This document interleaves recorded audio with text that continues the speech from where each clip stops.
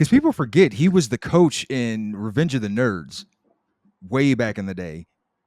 Yeah, And damn, you're right. He was. I forgot that. I want to get this dog. There's got to be some way to buy this online. I want it. well, you're a photographer as well, right? So like, what kind of pictures do you take? He's like, well, I take kids' pictures at Value Mart. Happened in the 90s. Ed Asner's in this, Steve? Betty White. I think it fell under the radar because it sucked, though. No. I think you're wrong. That's not why. I'm gonna go ahead and just fucking argue that. You sure? Are you positive? That's not the reason why. Dude, Because I'm telling you, you watch this, it's I mean, it's not like it's not like I'm gonna win an Oscar, but I would say it's Razzie, maybe. it's a nice action movie. If you sit down, it comes on TV. It's one of those where you're like, you know what? I'm cool with that. I wasted my time on this. I'm good. It has Morgan Freeman, Christian Slater, Betty White, Ed Asner, and Minnie Driver. And I just heard about the movie, Matt, a week ago. I'm sorry. I mean, you weren't looking though. I'm telling you. Are you sure it's not because it's a really horrible movie? I'm gonna say, hold your tongue, because trust the Slate dog and what he's got to bring to the table. And if I'm not mistaken, Steve, I think this might be one of Morgan Freeman's few villain roles too. I think he's a villain in it.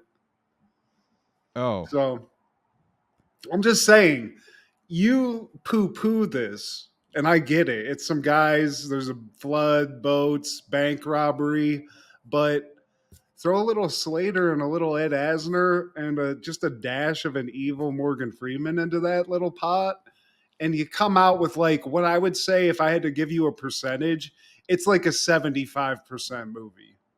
You know, it's not even like a B, but it's one that you're not like, Jesus Christ, dude, what happened here? now you want to talk about evil Morgan Freeman? I'll give you an evil Morgan Freeman movie to watch. It is the one where he's a pimp and Christopher Reeve is in it. And in one scene, he slaps Christopher. He actually like punks Christopher Reeve throughout the movie. And it's an 80s movie. I can't remember if it's called like Mean Street or something like that. But I'd rather watch that than Hard Rain. I mean, I don't even blame you, because that sounds amazing. Morgan Freeman's a pimp. And he pimp slaps Superman. That sounds pretty boss, Steve. Man, I think it was available on Max at one point. I mean, I'm with you. I'm not even arguing that. I can't argue with that. Of course, I'd rather watch Morgan Freeman as a pimp slap somebody in the face, especially, no disrespect to Superman, just because of the visibility. It's just amazing, Steve. Like, where are you going to see that every day? Street Smart. That's the name of the movie. Okay, I was going to say Mean Streets. I think that's that ain't it. That's like a very famous movie, I think. Mean Streets. 1987 it came out. So like he had already been Superman. We had already known him as Superman at this point. Yeah. Yeah, I mean, he's one of those people. It's like Mark Hamill, or people that are like so prolific in that one role, and you don't even remember that they were in other movies. You know, like I didn't know he did anything else other than Superman. To be honest with you, Steve. Right. Dude, you know somebody who was crushing the 90s and kind of like hidden in plain sight? I kind of feel like we took him for granted. John Goodman. Oh, yeah, like, dude. Obviously, we know he's a legend, but I feel like he's not talked about enough. Like even in the conversations that are had about the man, there could be more because, dude, we were just talking about him as he was Robot Santa in Futurama. That's so cool. Yeah, I think what I love most about John Goodman, there's no role that he can't do. He's funny. He's very intense. He likes to make jokes and joke on himself. And he's also just like a good dramatic actor. He's been in all those types of movies and he's always killed it. So I'm right there with you. I don't think he's flown under any radar, but maybe he doesn't get the propers that he deserves, though. I agree with that. Because he was killing it, man. He still is. I mean, he still is. The man didn't take a year off in the 90s. I saw an interesting thing about him. He was like in this movie that was related. Remember that Cloverfield movie? He was in like some kind of sequel about that, where I think he had some like kids held hostage in like a bunker or something. but they were talking about how he acts and like how he literally can scare the fuck out of people because of how intense he gets when he's like in the middle of some stuff. Like the two younger actors were in like some sort of kitchen scene with him and he like freaks the fuck out and took them both. They were like, it was terrifying. We thought he was literally pissed at us and was like attacking us and stuff. I mean, it's crazy because I would be interested to hear what his favorite role is for you. Because for me, it's still 90s, but it's Big Lebowski. Man, for me, it's difficult because people forget he was the coach in Revenge of the Nerds way back in the day. Yeah, In he his damn, you're right. He was. I forgot that. in his skinnier days, man. And that was 84 when that movie came out. So I He's mean, I also would King Ralph, Steve. He's also King Ralph. King Ralph, and he was killing the spiders in Arachnophobia, and he was Fred Flintstone for what it's worth. I would probably have to say Dan Connor, just off of familiarity. He did well in those Coen brother movies, did amazing work with the Coen brothers, but I think Dan Connor, that's the one. Like Roseanne is my comfort food. I'm just realizing that's like my or one of them. I mean, that's probably the trophy. That's what got him his full fucking like propers for sure. I think Arachnophobia is kind of where he started to really get like uh Comical.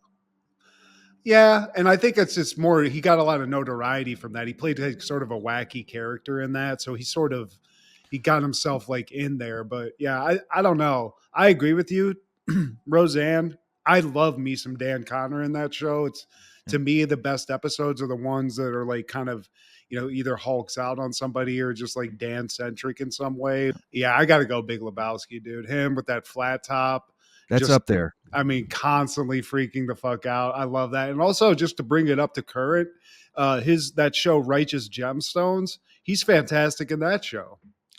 Yeah, I started on that. I gotta reboot it, but Yeah. we talk about TV dads a lot, man, and we don't bring him up enough, man. Dan Connor, I would say, man, he's easily top 10 of all time. Top 5 if we're talking just 90s, for sure, for sure. Top one if you need to get some ass kicked, honestly, because he's ready to throw down at all times, Steve. Well, that's what Uncle Phil is there for too. He can hold it Damn, down. can you imagine a tag team with Uncle Phil and Dan Connor, dude? The Twin Towers? Fucking vicious and delicious. I don't know which is which. Yeah, dude. Good job, Yeah. Soul Bros. Yeah, dude. I mean, dude, Blues Brothers or some shit. I don't know, but hell yeah, dude. The Titans. Yeah, shout out, dude. I love that. I wonder, like, what other roles has he had? Because I know he's done so much more. In fact, we're about to talk about a movie he's in that I'm just realizing is a Exactly. dope ass movie too. So, hell yeah. All right, I'll shut up. Hey, this is Steve G and Mad G with Happened in the 90s, a show where we talk about what happened in the 90s. So get out your Heavy D and the boys and your Toe Jam and Earl. Cause I want to talk to Samson. Send me to the moon like that bitch Alice crammed it. Cause it's hard being black and gifted. Sometimes I just want to throw it all down there and get lifted. Seems like I got the whole town in lockdown. Fuck, dude. Got my love weed, it, got my Steve. bong out. Come on, weed man. Come smoke with me, man. Oh, I love it. Well, today, my friend, we're talking all things 116 in the 90s. Starting off in 1994, Martin is airing season 2, episode 17, Suspicious Minds. After someone steals Martin's new CD player, he accuses everyone, including Gina, of the theft. Oh, finally, the day We is made it. here. This might be it, Steve. I teeter totter between this, Chilligan's Island, and when Tommy and Pam are revealed as a couple. Those episodes, Steve. And outside of Martin, this is the funniest moment for me in sitcom history. Like Dave Chappelle, like the Rick James thing, that's the funniest thing to me in television. Sitcom wise, this right here, man. As This far is as it. replay value, I still lose my shit, man. And I love the proper send off to New Jack City, the infamous scene with Nino. Sit your popular sound will make change. Dig the style. Definitely need to get me some black turtlenecks. missing that. I wanted to wear that for the show, but just don't got any right now, Steve. I'm with, working on that. with the herringbone, man, freaking like a la Suge Knight. Hell yeah, dude. Just a pinky ring on, just fucking flexing. I like that. I like that for us. I don't know why we got to go pink, but so the crew, they're all at the house, and they just had a great dinner. Everybody's complimenting Gina. She threw down in the kitchen, and Cole mentions like, "Yeah, man, it was good, just like the last dinner." Then Martin had to show off his new stereo speaker, and Martin, knowing the kind of guy he is, he just glow, yeah, with the surround sound, yeah. Yeah, dude. There's something so gives you so much satisfaction when you get that new shit, you get to show it off. The serotonin you get off that. I love that feeling. I know you love that, Matt, because here Always. freshman year, you were always that guy. You Hey, were dude. always that guy. If it wasn't the Chris C guy with the plants, it would be you with the technology. You would always have the new movies. You'd have the first person to get the GameCube because you're the only one with the job. Yeah, that's true. Thanks, Giant Eagle. Appreciate that. They hooked you Yeah, up. I mean, hey, definitely. But I get it. That's all I'm saying. I get Martin's perspective, but it is kind of shitty too at some point, depending on how you treat it. So Gina clearly understands this and is like, I know you're not gonna like talk about anything, or like, no, he brings up something else, or like he kind of gets shitty about it because he's like, oh, you think I'm just like a braggadocious person? You think that's me? I'm hurt. Well, you're Shit. right. Bet out. Get to looking. Yeah. So he's got the brand new Discman, Steve, and I remember that day too. I remember when I got my little personal CD player. That shit, it lasted way too long, to be honest with you, because it then became my car CD player for a long time with that little tape joint. You know? Yeah. That was a little transition period between like the 2000s, early 2000s going into mid 2000s. Like all cars still haven't like got CD players yet. Yeah, yeah. We were very far from that in the Concord, but I remember it. Everyone's like, "Oh, cool," but he's like, oh, you can tell he wants to say something. And Gina's like, "Do not talk about how much it costs. It's trashy." And he's like, I wasn't going to do that. I'm not going to Well, do that at all." well, then what are the features? I'm glad you asked. The most important feature is none of your broke asses can afford it. Now let's change subject. Well, let's change subject. Let's not do all that. Pam, she chimes in. I got a commission for $300. Oh, that's what's up. Yeah, good. Yeah, go ahead, Pam. Oh, for another 100, you can get yourself one of these, girl. 400 ducats, Steve. That's a goddamn. I don't remember Yeah, them shits being that expensive, but damn. for real. Even in '94. I had an Iowa. Maybe that was the off-brand one, but I mean, damn, 400. If the Gettix were like strapping that much cash out, salute. That should have been a home theater system for 400. Yeah, I think he got taken, Steve. But we go to the credits. He's got his. He feels great about himself. But cut back. Gina's working in the apartment. Martin's just taking a look at that little CD club catalog, Steve. Oh yeah, 10 CDs Columbia. for for a dollar or whatever it is. And they got everything. They got fucking Live, they got Soundgarden. Oh, look here. Ike Turner's greatest hits, Steve. Oh man, I hear they got a nice beat. But no matter what he gets, Steve, the shit's gonna sound crispy as hell because he just got that new CD player. And he grabs the box as he's saying that, and there's no rattle. There's not a jingle. There's nothing in that box. He rips that shit open. Is like, oh, okay, Gina, I get it. Hilarious. Take Martin's shit. I get it. Hilarious. Where's it at? She's like, I didn't take your shit. I can't touch it. I can't afford to touch it. Remember? Oh yeah, right. That's a good one, Gina. No, but for real though. Yeah, where's it at? And he realized, oh, I got jacked. Oh. So then, I mean, he has to go to work. He's at WZUP. He's talking to Stan. And he got jacked, Steve. Stan's got some thoughts, Yeah, and I mean, even We Sean get it. tells him a story about how he got ripped off. Man, somebody broke into his trailer, stole 10 pounds of spam. Then Stan he mentions it could be an inside job. Let me tell you about me and my best friend. We were brothers. We was tight. We was thick as thieves. And then one day, for some strange reason, I slept with his wife, and we were best friends, Martin. I mean, Stan, always a pleasure. But he does think it's an inside job. And that kind of gets stuck in Martin's head because he's like, I don't think they do that.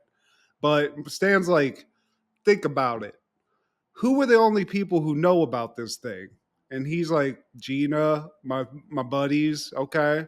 He's like, who would have access to it? And it all starts adding up, Steve. It has to be. That's all signs point to an inside job. Who else could it be? And maybe this is being an adult in the 90s thing, but when Stan asks him who all has a copy of your key, he says Gina, Tommy, Cole, and Pam. It's like, I love my friends, Hell but like no. out of that collective, the only one who's getting a copy is my girl. Like, Yeah, dude. I'm not getting a copy from my buddies. Like, No, I'm sorry, Steve. You call, you can come over whenever. You ain't getting a copy of the key. I'm yeah, sorry. I love you, but yeah, I get it. I didn't really place that, but you are right. That's weird. Maybe Pam just like, if you feel. If you're trying to be devious, Yeah, I mean, Stan clearly not the best friend, but it's got some good advice, Steve. I feel like, it makes a lot of sense at least.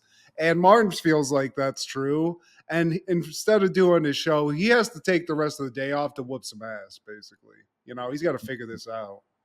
yeah. And mistakenly, he leaves his wallet behind. And Stan, he's about to call him back. He's like, "Hey, Martin, you forgot your wallet." And then even Sean's like, "You got to break me off of that, or I'm telling." You owe me. Yeah, dude. I mean, it's unscrupulous employees here at WZUP, Steve. I don't like that. I don't like that for Martin at all. But cut back to Martin's. He's talking to Gina about his suspicions, and Gina's just really not. She's not buying it, Steve. Why would your friend steal from you? It's like, what? I feel like, you know what? These days, I don't even know my friends. Baby, I don't even know what Tommy does for a living. It's And then true. Gina, yeah, I mean, yeah. And then Gina's like, look, Pam is no thief. She's a spy, all right? Yeah, but he's like, I don't know that. I don't even know if she's human. Have you checked the back teeth, Gina?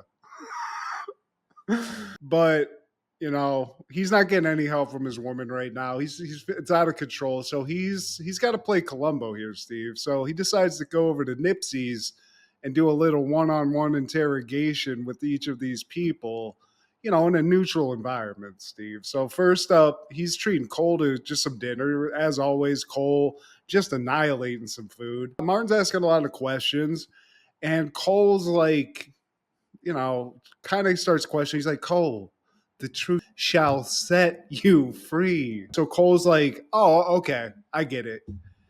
You talk about my hemorrhoids because I got a lot. They're all over the place. They're just coming out at this Brother. point. Yeah, so let me know what can I do about that? Like, man, look, man, I'm not here to talk about your hemorrhoids. You got dreams, man? Oh yeah, I got dreams. I got big goals. You got things you're trying to do in life? Yeah, yeah, yeah. I want to be one of those brothers that loads all the sandwiches in the airport vending machines. Yeah, you could just do that, Cole. Nah, he can't just do that because they're in some sort of like highfalutin union, Steve. Yeah. Costs $400 just to get in. Oh, just fucking write that down on his little pad. $400. That's interesting. That's a nice little coincidence for Mr. Hemorrhoid. Yeah. You do anything for that 400, huh? Anything. Anything for Coley Cole. I like how Martin, while he's saying that, looks direct. He's like right at the camera. And then he has a one-on-one with Tommy at Nipsey's. And Tommy's like, man, what is it you want to see me about? Oh, what's the rush, Tommy? Come on, Mar, you know me, man. Man, I don't even know where you work, Tommy. Come on, man. You know where I work. That building downtown. You picked me up from work. Tommy, it was a big white building with no sign and no windows. Tommy, I'm not even sure you came out the building. Where Oh, you work? okay. So is that where you still work? Nah, I got a new job. Where you work now? Oh, across the street at the black building. Man, what the hell is going on, Tom? I think he's a CIA operative, Steve. But Martin also, along with these questions, you just asking questions to sort of judge, view the perp, Steve. So he's sitting there looking at him. He's like, "It's a nice little watch you got on there, Tommy. Is that a new watch? What is this?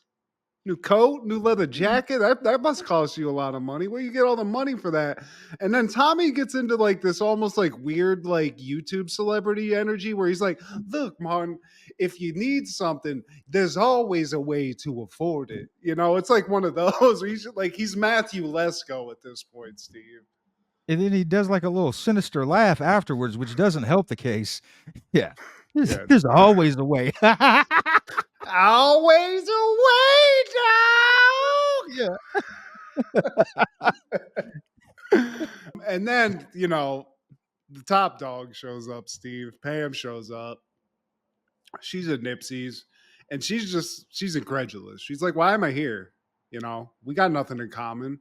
And Martin's like, "That's not true at all. We're both built like men." So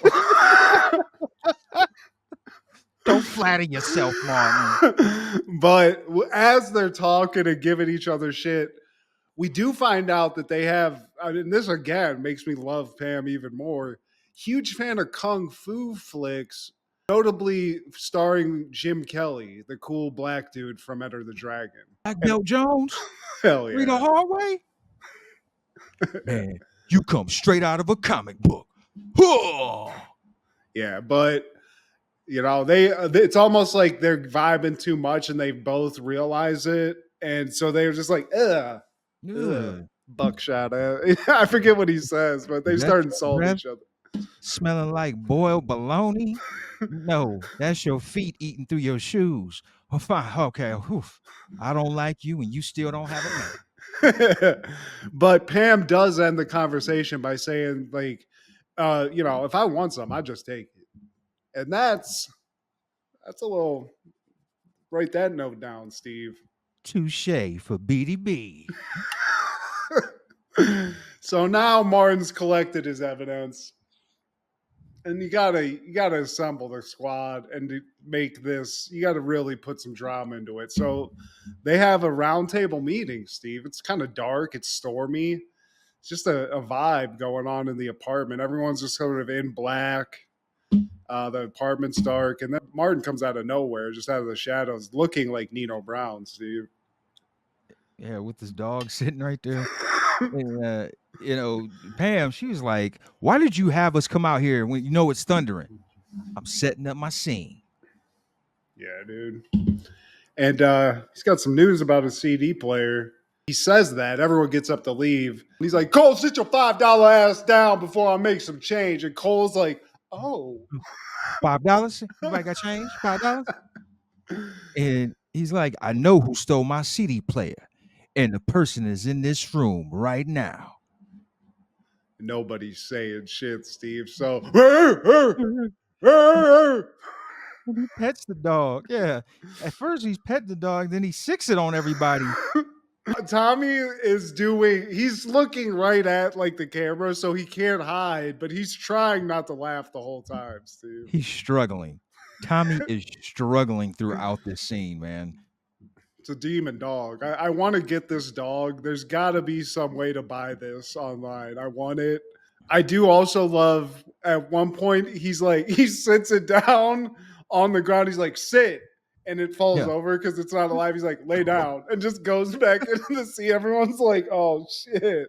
At one point, even Tommy, I do like he like tries to pray to God to stay in character. Also, I've noted that. Martin goes at Cole first in this little thing, and he's like, $400 for your little breadcrumb union shit. It's a little suspicious. Cole's like, "Man, I was just talking. Plus, the man would never give me that kind of power." So I would love. Also, Steve, I do have to say, if that's a real job, I feel like that would be a dope ass job. I just got to say that right now. Filling up sandwich machines, it's pretty dope. I mean, not in Atlanta airport. Cole points to Pam, get the attention off him, and he's like, she could have stolen it by hiding in her weave, which Pam hates. She doesn't like that. Yeah, what about you, Pam? When you see something, you want to take it, and Hmm. then she passes it off to Tommy. You always wear flashy clothes. What do you do, bruh? Yeah, and then Tommy gets up after some like you know nudging, and Martin's like, we ain't going to the physical, bruh. Ain't Sit gonna be down. no threatening with the physical. Yeah. He's ready to go, Steve. But Martin notices that Gina actually, she's been kind of quiet. And then he notices even further that, hey, is that my shirt you're wearing? Turns out Gina stole this motherfucker's shirt. So if she's willing to do that, Steve, I mean, a Right under CD your player? nose. God Yeah. damn. See, So this is what happens. and Martin's like, dude, why would you do this to me, Gina? I would have given you anything. I would have given you hips if I could. Anything. But they start to argue, and the whole room starts arguing, Steve. Because she blames it back on Tommy, and then that's when the whole room goes up to an uproar. And then while that's going on, bruh man climbs in, and Martin notices this, and he's like, "Bruh man, what's up?" None. Just looking for some Jello. And he tells him to leave, but right before Bro Man does leave, he puts a CD player on the ground. So he's the culprit, Steve. We never even thought of it, Bro I like, Man? yeah, he's like, man, thanks for letting me borrow your CD player. It was all that. Yeah, I borrowed it the other night. Had this little honey over. You ain't Man, get the note. how would I get a note, bro, man? Where was the note at? Man, I left it under your sink in the bathroom. Man, how would I even see that note, man? Man, I thought it would be the only place you look. On the counter, I used up all your toilet paper. Fucking bro, Yeah. man, dude. Have you ever had somebody like this, Steve? You ever We wait, both did. His name is Blue. yeah. Yeah, that's true. But he wasn't as friendly with it, I feel like. Brown man seems like just it's all good, You forgive it. Yeah, not nobody like this. I guess I just didn't want to allow myself around anyone like this. Bruh man. Education. Yeah, Okay? I think Blue just imposed himself on everyone. But he does his slow bop back out the window, and then Martin turns to the crew. He's like, "I need you." Yeah. And that's what happens, Steve. You assume things, shit goes haywire, but then we cut to Nipsey's and shit's going real haywire in there because of one Martin Payne kinda is there in the form of Stan with Martin's credit card, just buying all the shit, Steve. Champagne, caviar, hot wings. Everyone's getting them. I'm Stan there. and Sean. Yeah. Put that on Martin Payne's card, please. Are you the Martin Payne from the radio? I sure am. What's up? And I look forward to this like I look forward to covering Doggy Style, covering Home Alone, covering the Ninja Turtles movie. This was anticipated. And, you know, We've I been don't talking about this episode personally for decades. yeah, That's how good this is. And we're going to be 80-year-old men someday, Steve, God bless, and still talking about it. It's that good. it's that damn good, man. And once again, it points to the brilliance of the Martin Lawrence train that was chewing all throughout the 90s, man. Like this was supposed to be only used in dress rehearsal, as the prop. In the real version, they were going to use a real dog, but the writers, whoever, they decided to keep the prop dog, and he just made lemonade with those lemons. That's his thing, man. He'll make it happen no matter what. Give him a Yeah. set with a couple of bushes and an ATM machine, and you're going to get 5 minutes of gold no matter what. So I can't wait. I don't even know what to wait for, actually, that we haven't covered, because I think we've covered Chilligan's Island. We've covered this. All I got left is Tommy and Pam being revealed to Martin, Steve. We covered that episode. Did we? Okay, well, there we go. We're We've so done that many prolific. episodes. Yes. We're so Um, prolific. I mean, what's next, or one of the things that's next, man, is his SNL episode. We got to cover that when it does come up. Some of my bitches. Yeah, outside the monologue and how, like, you know, a big deal it was made, the actual episode was great, man, from beginning to end. Even the way that they cut it, when you got to see like the edited where like cut from him being like, some of y'all need to, and it goes to a Yeah. black screen, and it's like, at this point in the episode, Martin decided to talk about women's hygiene or something like very fucking PC, and it's very hilarious. So That part, yeah. On that same day in '94, the George Carlin Show debuts on Fox. Follows New York cab driver George O'Grady. He adds his theories on government conspiracies and alien visitations to his trips. 2 seasons, 27 episodes, man. yeah, I don't remember this, and I feel like I would have watched it. I'm a huge Carlin fan, but I don't remember this show. Yeah, I think all episodes are available on YouTube. I watched a couple of them, and you're going to like the show because it's George Carlin, man. You know, he infuses the show with his like humor. You know, things that you would probably hear from his bits, or in the, well, you know, for cable standards of the '90s. Yeah, You know, he can't go full George, but yeah, it, the it, same it was pay per view. quality. But Okay. I don't think he felt comfortable doing this, man. Like, because he's not a sitcom guy, and he's been vocal, but he's kind of like a Bill Hicks in a way, where like I think Bill Hicks was offered a sitcom, and he's like, dude, no, that's just not my purpose.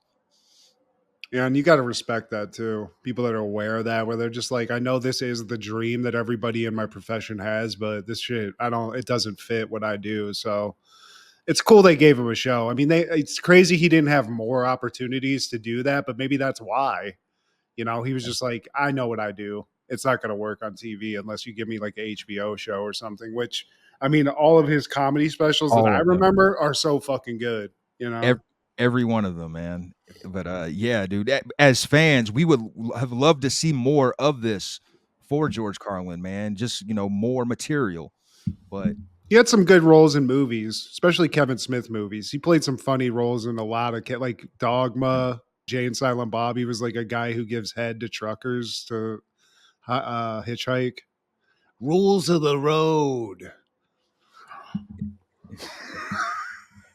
I don't know if you ever saw him on Tough Crowd. He made a couple cameos on that too.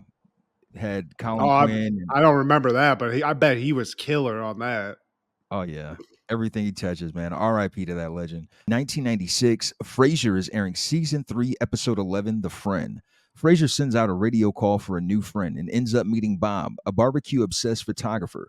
Frasier can't stand the man's company, but because Bob is in a wheelchair, feels too guilty to dump him. This is great. Another great episode. 2 of my favorite sitcoms of all time, and one happened in the 90s. I'm in heaven right now. This isn't one of my favorites, but it's very effective, Steve. I It's feel like it hilarious, does a though. great job, and it's hilarious. And I do want to point out before we get into it that, you know, we bring up TV dads, and because the show is not the typical family thing where it's like dad, young kids type situation, Right. maybe he's not mentioned as much, but I gotta say, Martin Crane in terms of TV Yeah. dads is one of the best. He is, yeah. You know, Because I'm just coming along from doing this show, talking to you, man, and his role, like I feel like he was a modern Fred Sanford in a way. oh yeah, he's the bygone era. I mean, that's kind of what his Yeah, character serves as purpose. He's the guy reacting with like that point of view. exactly. But he is one of the best TV dads. So shout out Martin Crane, shout out John Mahoney, John shout out Mahoney. rest in peace.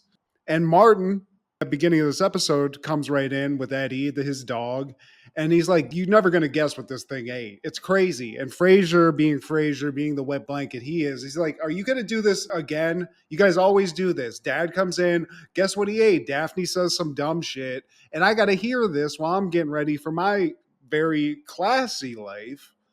I don't want to hear this. And Martin's like, okay, fine. Fuck it. Fuck me. Yeah, we won't play this game then. And then Niles, he comes in and he tells Frasier, "There's a half-eaten lizard in your elevator." And Martin's like, oh, that's the only guess you're going to get, guys. Mystery solved. But Niles gives tickets to Frasier. It's a race, like a horse A race. horse race. Yeah, he can't go, so he gives it to Frasier. And Frasier, would usually ask Niles. Niles can't go because it's just kind of weird for him. The jockeys, the very small people. It just reminds him of Maris, I think, is what he says. It reminds him of his newly divorced wife. So Martin and Daphne aren't available either. So now Frasier has a conundrum. He needs to call a friend, but as they're discussing this, Frasier realizes he doesn't have any friends, Steve. And apparently he's lost his knack for making friends. But Martin reminds him, "You never had a knack for making friends. It's really just been you and Niles." Yeah.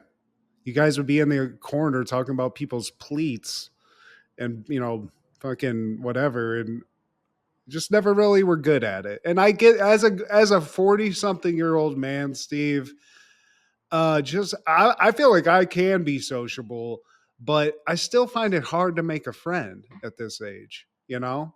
Same. So I can relate to Frasier. I mean, I didn't always feel this way. I felt like I was pretty easy making friends, but even in my mid 30s and especially now, it's just I don't have the will. I'm kind of cool. I'm at peace with the friends that I do have.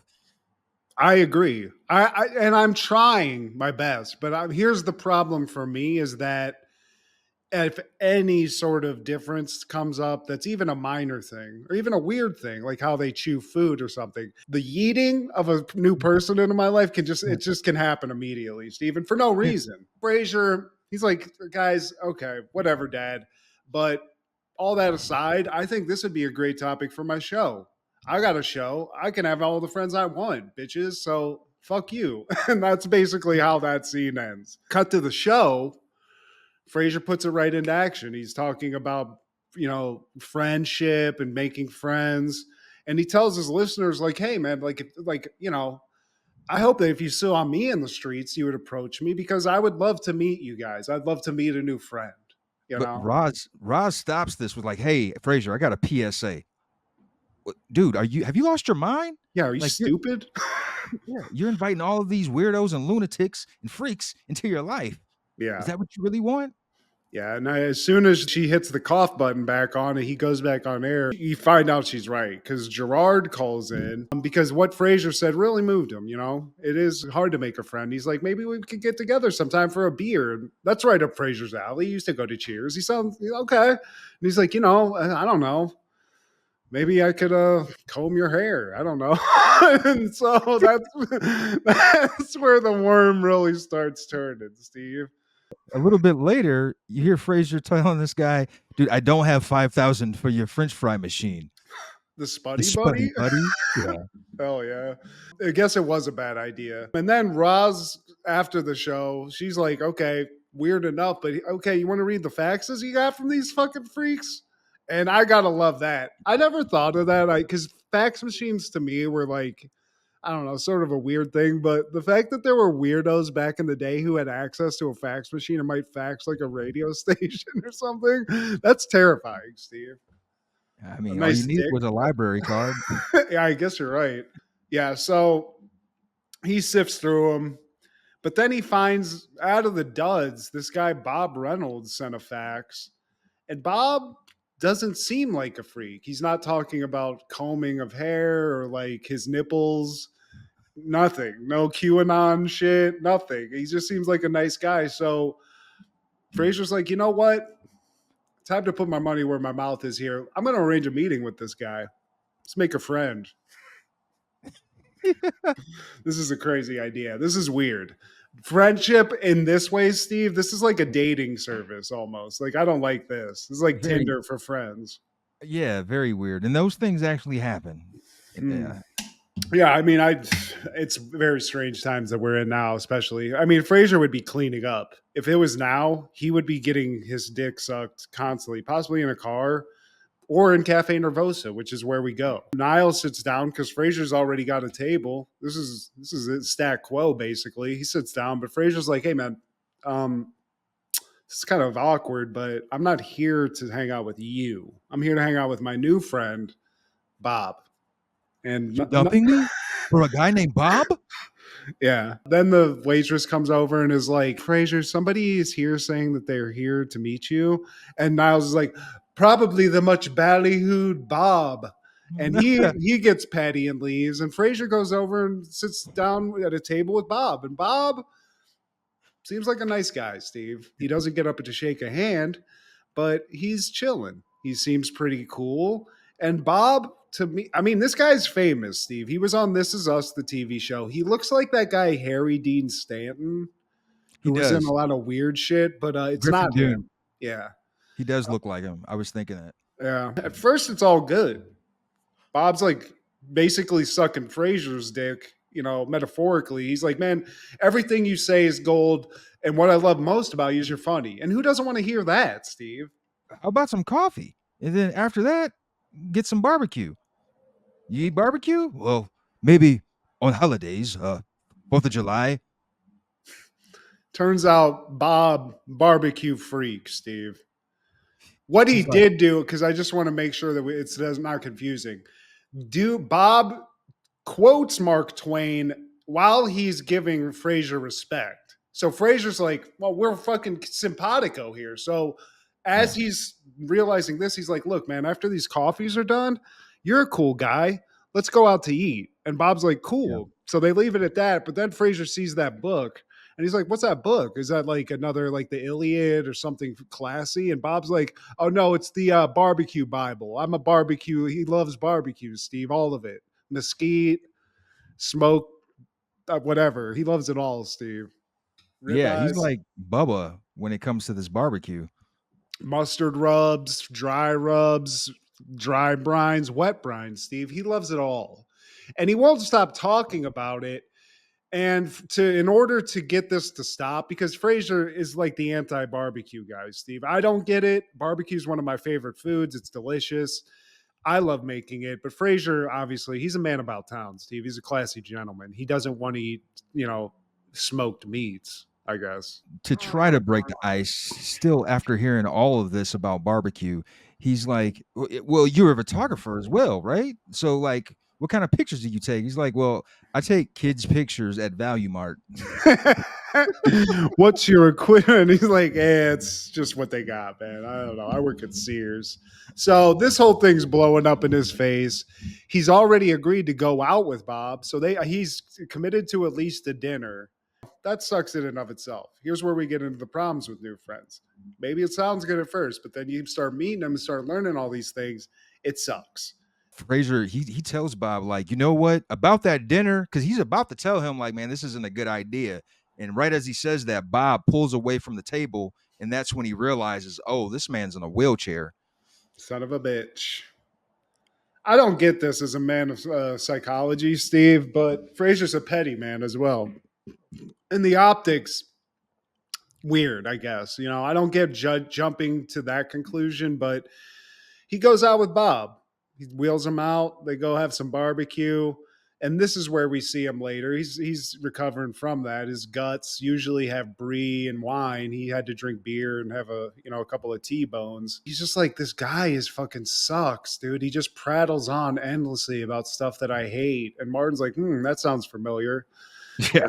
Just throwing him under the bus. He's like, dude, we had to go to this barbecue place, and it was just like a pit of beasts gnawing at a bone.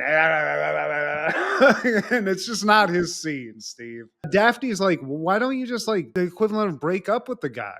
If you don't like him, like don't do why won't you do this? And he's like, I'm hesitant because the dude's in a wheelchair. Yeah. I don't get it, Steve. And Daphne doesn't get it either because she says, like, if you don't like them, it doesn't matter. I've worked with disabled people for 10 years and, they don't like being talked down to or felt sorry for. That's it. Yeah. But we cut to the like we're now it's morning time. They're having breakfast, and I think this is actually that conversation happened at breakfast. But then a knock happens at the door, and Frasier opens it up, probably expecting Niles, but who's there? Bob with this fucking morning paper and a goddamn thing of bagels. Steve, he wheels in. Frasier's like, Bob, weird question here, but I know I didn't tell you where I lived. I I made know sure I that. didn't. Yeah. Yeah. And Bob's like, you know what? It's crazy though. We got the internet. You can find out anything if you just look it up on the internet. Frasier needs to call his cybersecurity team because that's pretty crazy. But he showed up, Steve. He had some fucking gifts. He had a couple of bagels, some Yeah. good convo about fucking barbecue. Daphne and Martin are with it. This dude comes in with the paper. I was just asking about the paper. And this dude wheels it, man. I like your timing and I like your selection in bagels. Is that poppy seed? Yeah, dude. And we're going to get to know that wheelie sound here because we cut away from that. We're back at KACL. Frasier's at work with Roz, and it's been a few weeks since we just saw what happened here. Roz hands him a bunch of phone messages that he got while the show was on, and not a one from a woman, Steve. They're all from Bob. There's like 15 messages here of just There's Bob, 40. just okay, 40. I went low on it. Yeah. He's clingy. And he's like, dude, this guy is not letting up. It fucking sucks. This is ugly Jason, Steve. It totally is. As he's leaving the radio station, he hears the squeaks and he hears it before Roz hears it. It's like, only Dude, dogs and I can hear it. do you hear that?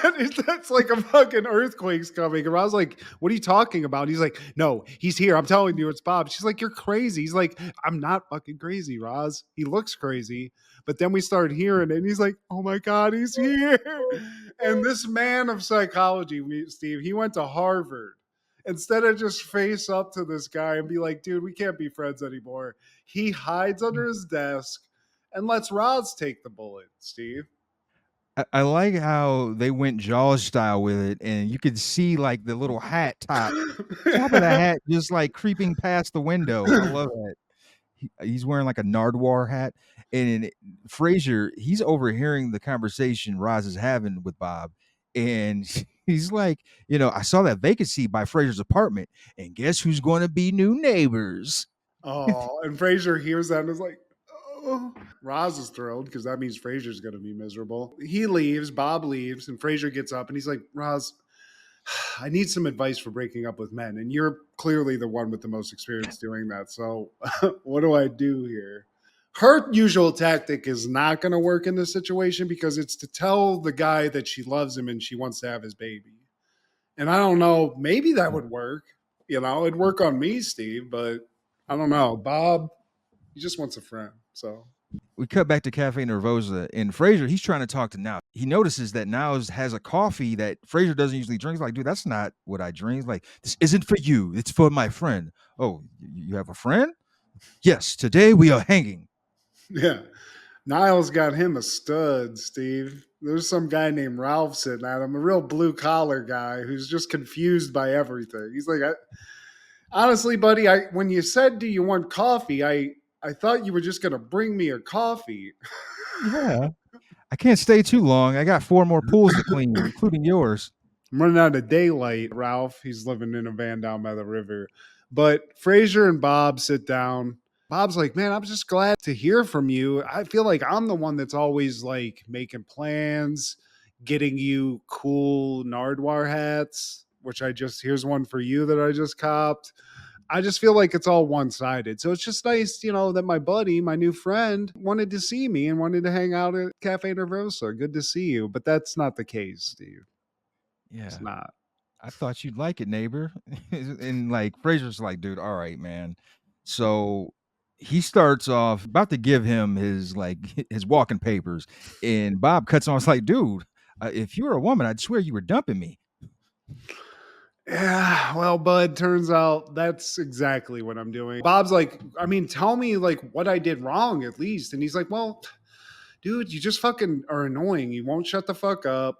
You talk on about barbecue. I could give a shit. It's just a bummer to be around you. Bob's like, geez, man, fucking sucks. I don't know. And Frasier's like, honestly, I would have told you this sooner, but I was just like worried about how it would look. And Bob's like, what does that mean? He's like, well, you know, you're in a wheelchair, and I didn't want you to think I was breaking up with you because you're in a wheelchair. And Bob's like, God, I wish I was that. You know, at least then you would be the dick. But you're Frasier Crane. You're a mental professional, a famous person, and you basically just told me to my face that I suck. Pretty much. That hurts. So Frasier doesn't like to hear that. I mean, he feels terrible. So he's like, you know what? You know what, Bob? I was lying this whole time. I don't think anything's wrong with you at all. I think you're cool. I love barbecue. I love it all. But I think it's gross that you're in a wheelchair, and that's why I don't want to be around you. So Bob's like, "Wait, are you serious?" And Frasier's like, "Yep. I can't explain it. It just makes me uncomfortable. Okay, that's it. Bye." And Bob's like, "Dude, that's crazy," and starts making a scene. Steve, I got you this ugly ass Nardwar hat. I got you all these barbecue sauces, honey, tobacco. Man, you know how hard it is to get tobacco barbecue? yeah, dude. You know how much this mesquite costs? And can you believe this, everybody? Frasier Crane, noted psychologist. He doesn't want to hang out with me because I'm in a wheelchair. And everyone in the fucking Cafe Nervosa, Frasier's home, Steve. This is his place of business, basically. Everyone's like, oh my God. And this one couple that's close to Bob is like, sir, first of all, shame on you, Frasier Crane. But Bob, do you want to? We're about to go out to dinner. Do you want to go out with us? And Bob's like, you know what? I'd love that. Do you like barbecue? And the couple's like, who doesn't like fucking barbecue? And I'm with that. But Yeah, facts. so he looks like a jerk, Steve. Basically clears Cafe Nervosa. People are disgusted. They go out to get out of here with their lattes. But there's one open seat there, Steve, that's always open. It was with the Niles. Ralph's gone. He left. Yeah, he turns around and Niles kicks open that seat. And one of the things Fraser said to Niles earlier in the episode that he was kind of like always a fallback plan, like always had to fall back on Niles. And Niles took offense to that because it's like a sneak diss. And true to life, here we are. The ending scene. Up here we are. They talk about penny loafers and hems on pants, Steve. I mean, it can't get more Frasier than that. That's the Crane boys right there. But what a great episode. What a great fucking episode. Yeah. 2 Martins in one episode. 2 radio hosts. Meeting of the Minds. See?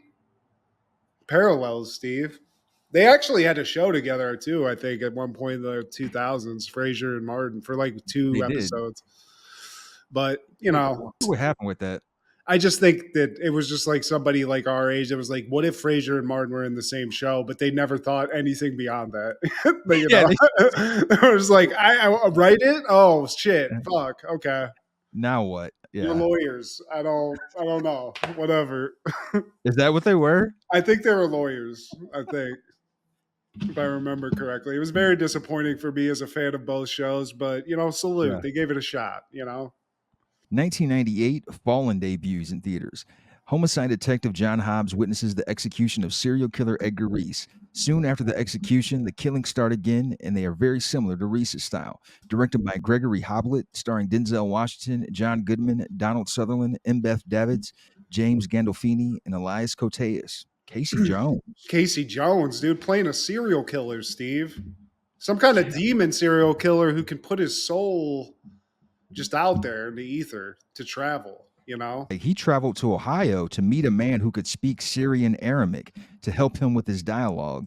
And the man was happy to help, but wouldn't utter the curse words in the speech for religious reasons. This was one of those like random rentals in high school that me and my buddies got, but it's a great movie. It's a great horror movie. Great premise where this I think he was a serial killer, some sort of murderer. He gets put to death, and his soul somehow can travel into the bodies of these people within a certain amount of time. Like I think there's like a time limit on how long it can be outside of a body. It's kind of like evil cooties.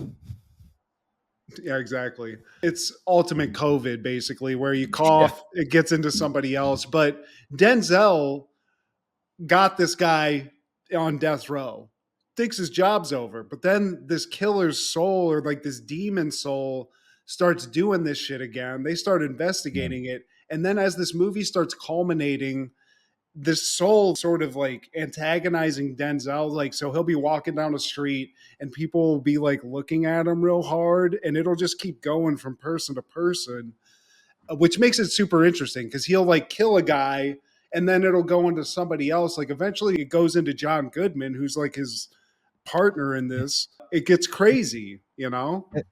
In this one scene, John Goodman calls Denzel a monkey face pussy, and I had to, I play that on repeat, and I don't know, it's hilarious. Dan Connor calling Denzel monkey face pussy. Yeah, I mean, hey, man, sometimes you improv and whatever comes out, it just comes out, Steve. But I just always thought it was one of those where it's like, clearly, you know, there's no like CGI. They just throw a No, filter and put some shit on it, like make it look weird when it's like, you know, the point of view of this demon. But it's just kind of like a thriller movie, and I dug it. Like, it's same. one of there's not like a happy ending at the end. It's not like cheesy. It's just kind of creepy the whole time. It's one of those, I don't think you don't hear a lot of people talking about it, especially if they're talking about like Denzel movies. You don't, and it's got a star-studded cast, man. You got Donald Sutherland and you got Tony Soprano in it too, man. And Casey Jones. I mean, Casey Jones is the best part Elias Koteas ever did, but this is right up there, Steve. And he has to, what is the song he sings? Because there's like a creepy song that he's always singing. He sings it when he dies, and then that's Yeah, how Denzel kind of knows people are like possessed because they start singing that shit to him in the streets. I forget, it's some '70s song or like it some. was. Time is on my side. Yes, it Yes, it is. is.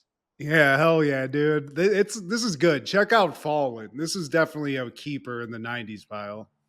A hidden gem of a Denzel movie. Also in 98, Half Baked premieres. The story of three not so bright men who come up with a series of crazy schemes to get a friend out of jail. Directed by Tamara Davis, starring Dave Chappelle, Jim Brewer, Harlan Williams, Guillermo Diaz, and Clarence Williams III. Yes! Cuban Human me. dude. Shut up, bitch. This movie has always been a classic to me. This, I think, this wasn't the first pot movie that I loved because I was like kind of into Cheech and Chong when I was young, and just you saw titties and they talked about weed. I thought it was funny, but this is the one that got me, Steve. This is it. You Yeah. know, I think the first pot movie I fell in love with was Friday, but that was before I I, was smoking shit. pot. Yeah, and I guess that is a pop movie. It is, but I don't know. For some reason, that just to me is just a great comedy, and it's not doesn't fall into this like subgenre of pod comedy as much. You got a But point. you It's know, got like 1 foot in, 1 foot out kinda deal, but Half Baked, it might be my first, like, pop movie love. I mean, and it's crazy because I know, you know, we didn't see this in the theater. I didn't. I didn't. George and Sonia bought this for me at Target after we got through with whatever grade it came out on VHS. I remember that specifically. Last day of school, we had this little like thing that we do. We go out to eat, celebrate, summer's happening. We went to Target, got me the copy of this, and for some reason they never figured that out. But yeah, dude, it's a classic. It's got two guys writing it that we didn't even know about at the well, we knew who Dave Chappelle was, but Neil Brennan had no idea who the fuck he was. And Yeah. they made this movie that to me is it's 100%. But if you read the reviews of this shit, this is not a highly rated movie, and I don't understand that at all. I think the cult phenomenon, the cult following didn't happen until it was released on VHS and came out on the various like pay-per-view. Because the first time I watched it, it was on pay-per-view. It was like, man, some of my friends in school were quoting it. I was like, man, I got some spinning change. Let's give this a gander. And yeah, man, they did double the budget though.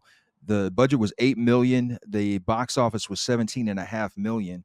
But apparently Dave Chappelle, he wasn't even pleased with the final product because he said that his version and the finalized version are two different stories. Yeah, he thought this was more like too cartoony, basically, it seems like is what he said. And I don't know, I kind of like the surreal nature of it, and like sort of it does like the colors and like the way the sets look and stuff. It's very simple, but I think it's great. Just the amount of quotables in this movie from the people, the main characters, like all of them are great. Harlan Williams kills it. Dave Chappelle kills it. Guillermo Diaz kills it. Even Jim Brewer kills it.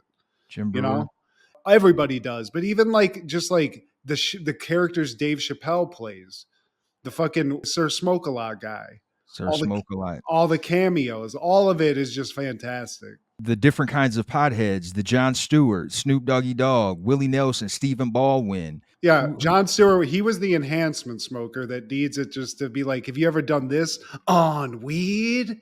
Stephen Baldwin was the MacGyver smoker who can make a bong out of anything. Willie Nelson was the old school smoker who just, you remember you know how much condoms cost when I was young? Neither do I, because we never used them. And Janine Garofalo, she was the smoker too, wasn't she? Yeah, she was. I forget what her characterization was, but she was just like in a room by herself writing like dark poetry and smoking weed. So, Yeah. Then of maybe, course the guy on the couch, Stephen Wright. yeah, dude, Stephen Wright. I always love the energy of like the weird effeminate guy who brings the weed delivery. Like, you see these red hairs? And then All of it. again, Tracy Morgan, the man needs nothing but 2 seconds to kill some shit. He was like the Rastafarian guy introducing the video. Ah, so smoke a lot. Ah, him, Bob Saget, and David from the Real World. Man, Yeah. you were here for some marijuana? Marijuana? Man, this is so bullshit. Oh. Marijuana's not an addiction. I suck dick for coke. You ever suck some dick for some marijuana? No, I haven't. Huh? Oh man, Nasty Nate. Yeah, dude, nasty. Harlan Williams' whole like storyline is one of the funniest things. Where he's in his cell, like, naughty jungle of love. No. Man, I forget the scene where he's talking to the horse and a black lady walks by him. You hungry, girl? Fuck you. I was talking to the horse. Yeah, dude. The way her voice hits that. Fuck You. Yeah, dude, how he goes to jail is very like he kills that horse. The cops' reaction, like, dude, what happened? He's like, I don't know. I just fed him some popcorn and some pizza. Ah, this horse is a diabetic. And then he's just getting like, oh, I didn't even know horses can have diabetes, but hell yeah. speaking of Cheech and Chong, dude, Chong is in the movie. He's Squirrel Master. Oh, come on, Nate. Come on, Nate. Squirrel Master will not be for you all the time. So the next time I call for you, I'm gonna want your cocktail. Fruit. Take it. Oh my god! Like you said, too many quotables, man. Like we quoted this through high school, through college, all the way through adulthood, and it just like the Martin CD player episode. This will live rent free in our heads. And Mary Jane, just got a shout out to Mary Jane because Mary Jane. I used to just be Oh my so. goodness. I mean, I kind of married a chick that looks like Mary Jane a little bit, so she just left an indelible mark on my life, Steve, in more ways than one. Mary Jane, I'm talking about. Rachel True. Yes. Shout out to Rachel True. I got some booty. I got some booty. I got some booty. You know, it was really good too. She was in that witch movie The Craft. Oh yeah, yeah, exactly. She was hot in that. She's the kind of what set it all. Her and Nev Campbell. The other ones I could do without, but those two, I'll get on a Ouija board. Let's do this. I'll get naked right now. On that same day in '98, Hard Rain premieres. The partner and nephew of an armored truck driver tries to prevent $3 million from being taken by a gang during a catastrophic flooding caused by a severe storm. Directed by Mikhail Solomon, starring Morgan Freeman, Christian Slater, Randy Quaid, Minnie Driver, Ed Asner, Richard Dysart, and Betty White. And Steve, this ain't winning awards, but I'm saying you go to the library, you pick up Hard Rain for free or for a limited amount of money and watch it. And I guarantee you're not going to come away going, this sucked. This wasn't good. It's got a lot of fun little action. And it's got the gimmick that this whole town is flooded, right? So at some point, these guys are chasing each other on boats, crashing through buildings during a flood. and trying to shoot each other and stuff. It's just got a lot of like good mood in it. It's shot well, and it's got Morgan Freeman and Christian Slates, bruh. Did you know at the time of the filming that this movie had the largest painted scenic backdrop ever used in a film? So it shares that designation. Stop judging so goddamn much. Maybe let me see a couple other fun facts about Hard Rain. Did you know that the morning after the film's LA premiere, Christian Slater reported to Ventura City Jail to begin a 90-day prison sentence for drug offenses, assault, and battery. He would be released after 57 days and enrolled in an anti-addiction program immediately thereafter. So, Christian was going through some things, Steve. So he probably wouldn't look at this time in a light way either. Well, it was also originally called The Flood, but they thought that was a little too derivative. They were like, let's figure something else out. And many of the sets, such as the cemetery where Tom hides the money in, were actually water tanks with sets built within them. I'm telling you right now, from my perspective, this is right up there with Deep Blue Sea. I don't know if that's a good thing. It's right. It's that quality. You don't like Deep Blue Sea, Steve? Never seen it. Oh my God! It's got LL and Samuel L. Jackson and Thomas Jane, the Punisher, and Party Boys. It's on the list. But Hard Rain, 70 million was the budget, 19.9 in the box office. So you're saying Hard Rain, hard pass. Hard pass. But any callbacks, honorable mentions? Well, I'm going to give you the choice, Steve. Do you want 90s trivia, or do you want to see more of the stuff that I pulled out of these boxes that I think is notable or cool? 90s trivia. Okay. Well, we'll bring that out. 90s trivia.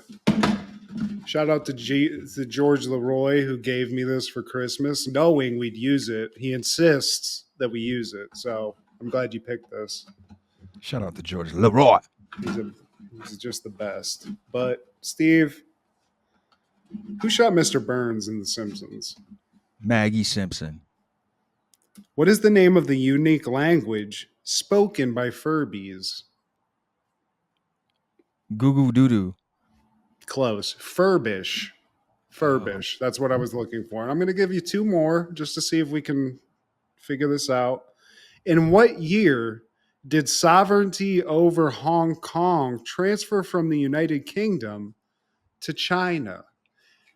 And I would use the movie Rush Hour as a reference because it was highly referenced in the story of that. 1998.